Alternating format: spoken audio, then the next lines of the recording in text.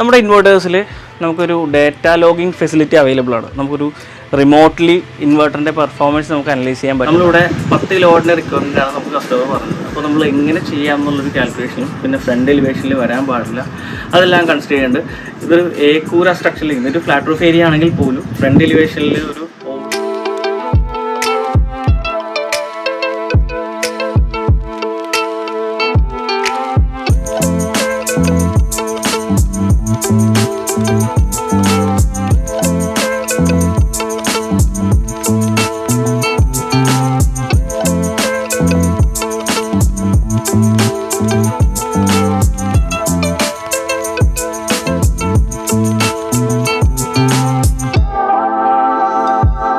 Hello everyone, സോളാറിൻ്റെ ഏറ്റവും പുതിയ എപ്പിസോഡിലേക്ക് എല്ലാവർക്കും സ്വാഗതം. ഞങ്ങളിവിടെ ഉള്ളത് ഇന്ന് പെരുമ്പാവൂരിലാണ്. പെരുമ്പാവൂരിൽ ഇതൊരു ലിഫ്റ്റഡ് സ്ട്രക്ചറിൽ ചെയ്തിരിക്കുന്ന സോളാർ ഇൻസ്റ്റലേഷനാണ്. അദാനിയുടെ ബൈഫേഷ്യൽ പാനൽ വെച്ചിട്ട് വളരെ മിനിമലായിട്ടുള്ള ഒരു ഏരിയയിൽ എലിവേറ്റ് ചെയ്തിട്ട് ഒരു സോളാർ ഇൻസ്റ്റലേഷൻ ചെയ്തിട്ട് ഒരു വെറൈറ്റി വീഡിയോ ആയിരിക്കും. ഇതിൻ്റെ വീഡിയോയിലേക്ക് എന്ന് പോകുന്നത് എല്ലാവർക്കും പുതിയതിലേക്ക് സ്വാഗതം.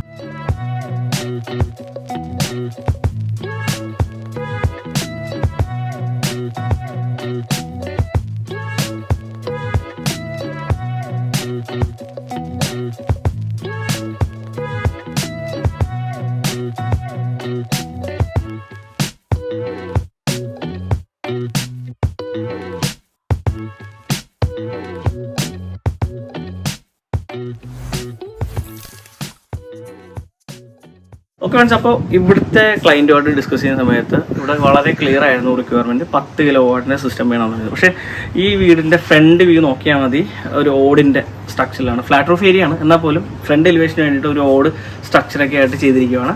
അപ്പോൾ അതിൽ നമുക്ക് വളരെ മിനിമലായിട്ടുള്ള ഒരു ഏരിയ ഫ്ലാറ്റ് റൂഫ് കിട്ടുന്നുണ്ടായിരുന്നുള്ളൂ. 5 കിലോട്ട് വെക്കാൻ പോലും സ്ഥലമുണ്ടായിരുന്നില്ല.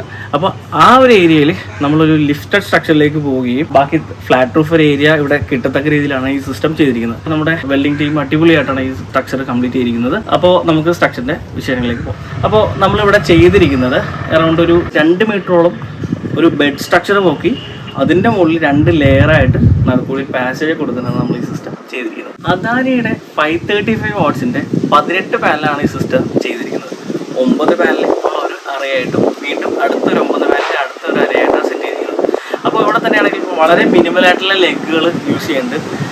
കാര്യം ആ ഒരു ഏരിയയിലേക്ക് ശ്രദ്ധിച്ചാൽ മതി. കാര്യം നമുക്ക് ഈ ലിറ്ററലി സെൻട്രലിൽ തൂണ് വരേണ്ട ഏരിയക്ക് വരെ നമ്മൾ സൈഡ് ഒരു ക്യാൻഡിലീവർ സ്ട്രക്ചറിലോട്ടൊക്കെ പോവുകയും കാര്യം ഈ ഒരു ബെഡ് സ്ട്രക്ചറിൻ്റെ എസ്തറ്റിക് ലുക്കും അതുപോലെ സ്റ്റെബിലിറ്റിയും കണ്ടിട്ടാണ് നമ്മൾ ഈ സ്ട്രക്ചർ ഡിസൈനിലേക്ക് പോയത്. ഈ ഒരു എൻ്റെ സ്ട്രക്ചർ നിൽക്കുന്നത് 10 ലെഗിലാണ്. ഡിസൈൻ പരമായിട്ട് നോക്കുമ്പോഴേക്കും ഫ്രണ്ടിൽ നിന്ന് കയറി വരുമ്പോൾ ഡിസ്റ്റർബൻസ് ഇല്ല, താഴത്തൊരു പീസ്ഫുൾ ഏരിയ നമുക്ക് ലഭിക്കും. അതുപോലെ ഒരു ലാഡർ മോഡിലേക്ക് ആക്സസിന് കൊടുത്തിട്ടുണ്ട്. ക്ലീനിങ് വേണ്ടിയിട്ട് നടുക്കൂടെ ഒരു വാക്ക് വേ കിട്ടും. പാനലിൻ്റെ മെയിൻ്റനൻസും കാര്യങ്ങളൊക്കെ ചെയ്യാനാണ് നമ്മൾ അങ്ങനെ ഒരു വാക്ക് വേ അവിടെ പ്രൊവൈഡ് ചെയ്തിരിക്കുന്നത്.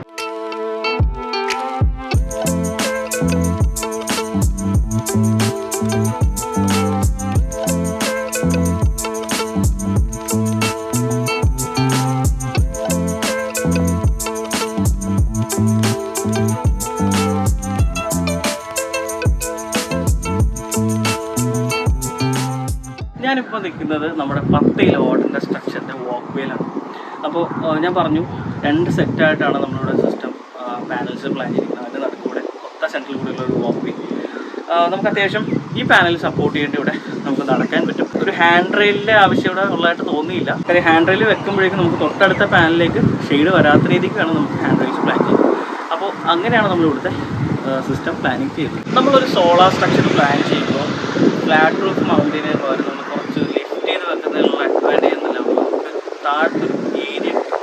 അതൊന്നാമത്. പിന്നെ ബൈഫേഷ്യൽ പാനലാണെങ്കിൽ അതിൻ്റെ റിഫ്ലക്ഷന് ഈ പറഞ്ഞ ഒരു മിനിമം ഹൈറ്റ് ഏറ്റവും ബെറ്ററാണ്. കാര്യം ഈ റൂഫ് ഉണ്ടെങ്കിൽ നോക്കുകയാണെങ്കിൽ താഴെ ഒരു വൈറ്റ് പെയിൻ്റ് ഉണ്ട്. അതൊന്നും കുറച്ചുകൂടി ഒന്ന് ഡാർക്ക് ആയിരിക്കുവാണ്. അത് വൈറ്റ് ഒരു ക്ലിയർ വൈറ്റ് അടിച്ച് കഴിഞ്ഞാൽ കുറച്ച് റിഫ്ലക്ഷൻസ് ഇവിടെ കിട്ടും.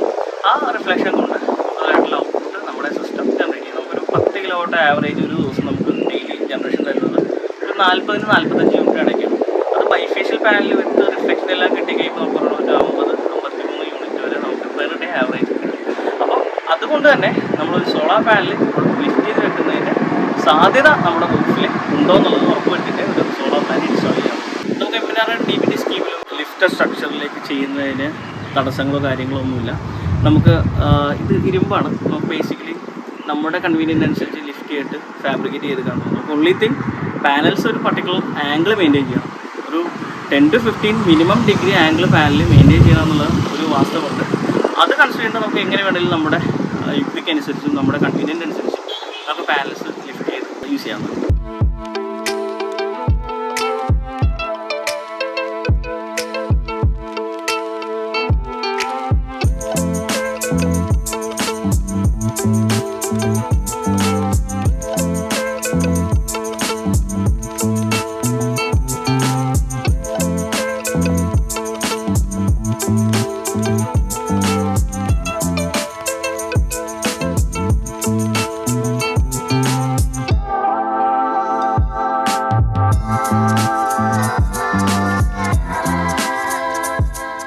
അപ്പോൾ നമ്മൾ ഇത്ര നേരം കണ്ടത് പാനൽസിൻ്റെ വിശേഷങ്ങളായിരുന്നു. പെരുമ്പാവൂർ സെയ്ദ് മുഹമ്മദ് സാറിൻ്റെ വീട്ടിലാണ് നമ്മൾ നിൽക്കുന്നത്. അപ്പോൾ ഇനി നമുക്ക് അടുത്തായിട്ട് ഇൻവെർട്ടറിൻ്റെ സൈഡ് നോക്കാം. അപ്പോൾ നമ്മളിവിടെ വെച്ചിരിക്കുന്നത് ഡൈ എന്നുള്ള ബ്രാൻഡിൻ്റെ 10 കിലോവാട്ടിൻ്റെ ഇൻവെർട്ടറാണ്. നമ്മൾ സാധാരണ വീഡിയോസിലൊക്കെ പറയാറുള്ള പോലെ ഇത് സാധാരണ നമ്മൾ ഇൻവെർട്ടേഴ്സിൽ കണ്ട കുറച്ച് വണ്ണം തടിയനായ ഇൻവെർട്ടേഴ്സാണ്. ഇത് കുറച്ച് നേർത്തിട്ട് ഹൈറ്റുള്ള ടൈപ്പാണ് ഇൻവെർട്ടർ വരുന്നത്. കുറച്ച് സൈസ് പറഞ്ഞതും എന്നാൽ അധികം വെയിറ്റും ഇല്ല, വളരെ മിനിമം ആയിട്ടുള്ളൊരു വെയിറ്റ് മെഷീനിൽ വരുന്നുള്ളൂ. ACDB വെച്ചിട്ടുണ്ട്, DCDB 2 സ്ട്രിങ് ആയിട്ടാണ് നമ്മളിവിടെ കൊണ്ടുവന്നിരിക്കുന്നത്. എർത്ത് വെഞ്ചും കാര്യങ്ങളും കൊടുത്തിട്ടുണ്ട്.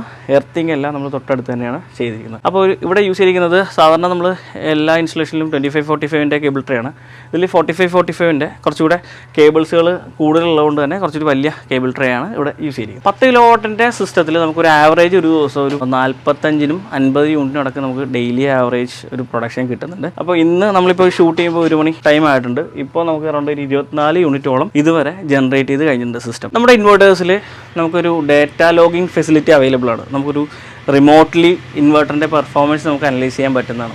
നമുക്ക് ഓരോ സ്ട്രിങ്ങിലും എത്ര വോൾട്ടേജ് ഉണ്ട്, എത്ര ആംബിയർ ഉണ്ട്, അതുപോലെ എത്ര ജനറേറ്റ് ചെയ്തു, ഒരു സ്ട്രിങ് എത്ര ജനറേറ്റ് ചെയ്യുന്നു. കൂടുതലായിട്ടും പലരും ചോദിക്കാറുണ്ട് മൈക്രോ ആണോ സ്ട്രിങ് ഇൻവെർട്ടർ ആണോ ഏറ്റവും ലാഭകരം അല്ലെങ്കിൽ ഏറ്റവും ഈൽഡ് കിട്ടുന്നത്. ഞാൻ പറയുക ഒരു ഓപ്പൺ ടെറസ് ആണെങ്കിൽ എന്തായാലും സ്ട്രിങ് ഇൻവെർട്ടേഴ്സ് ആണ് ഏറ്റവും പെർഫോമൻസ് തരുന്നത്, മൈക്രോ അല്ല. കാര്യം മൈക്രോ ഇൻവെർട്ടേഴ്സ് ഇപ്പോൾ ഉള്ള റെപ്യൂട്ടഡ് ബ്രാൻഡ്സിൻ്റെ പലതും അറൗണ്ട് ഒരു 540ൻ്റെ പാനൽ ഇൻപുട്ട് കൊടുക്കാവുന്ന ഇൻവെർട്ടേഴ്സിൽ പോലും 450 വാട്ട് അതിൻ്റെ പീക്ക് ഔട്ട്പുട്ട് പോകും. പക്ഷേ നമ്മൾ ഈ ഇൻവെർട്ടറിൽ നോക്കുകയാണെങ്കിൽ നമ്മൾ 10 കിലോവാട്ടിന് തൊട്ട് താഴെ 9.68 സംതിങ് പാനൽ കപ്പാസിറ്റി വരും. 535ൻ്റെ 18 പാനൽ വരുമ്പോൾ നമുക്ക് വരും ടോട്ടൽ വോൾട്ടേജ്. അപ്പോൾ അത് നമുക്കൊരു പീക്ക് ഔട്ട്പുട്ട് ഒരു 9.5 വരെയൊക്കെ പോവും. ഈ സിസ്റ്റത്തിൽ ഒരു പീക്ക് ഔട്ട്പുട്ട് എന്ന് പറഞ്ഞാൽ ഒരു ക്ലിയർ സ്കൈ ആണ്, പക്ക റേഡിയേഷൻ കിട്ടുന്ന ടൈമാണെങ്കിൽ ഇത് പീക്ക് അത്ര വരെ പോകും.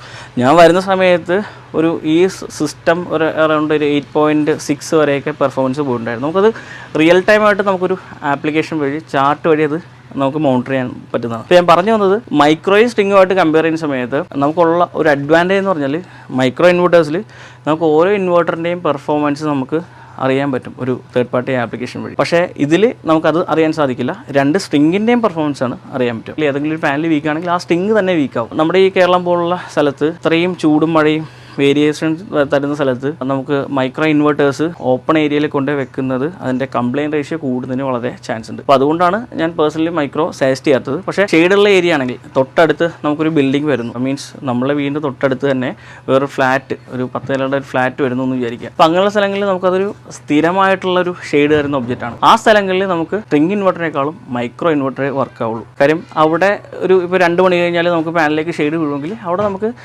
ആ പാനലിൽ ഏത് പാനലിലാണ് ഷെയ്ഡ് വീണ് തുടങ്ങുന്നത് ആ പാനലിൽ മാത്രം കട്ടായി വർക്ക് ചെയ്യും. അപ്പോൾ അങ്ങനെയുള്ള സ്ഥലങ്ങളിൽ അത് ശ്രദ്ധിക്കുന്നത് ഏറ്റവും നല്ലതായിരിക്കും. നമ്മളിപ്പോൾ ഡിസ്കസ് ചെയ്തത് അദാനിയുടെ പാനൽസ് വെച്ചിട്ട് ലിഫ്റ്റഡ് സ്ട്രക്ചറിലെ ഒരു ഇൻസ്റ്റലേഷനാണ് നമ്മൾ കണ്ടത്. അപ്പോൾ ഇതിനെപ്പറ്റിയുള്ള ഡൗട്ടോ കാര്യങ്ങളിൽ താഴെ നിങ്ങൾക്ക് കമൻറ്റ് ചെയ്യാവുന്നതാണ്. അപ്പോൾ മറ്റൊരു വീഡിയോയിൽ കാണാം. This is Akhil signing off from Tholaka. Thank U.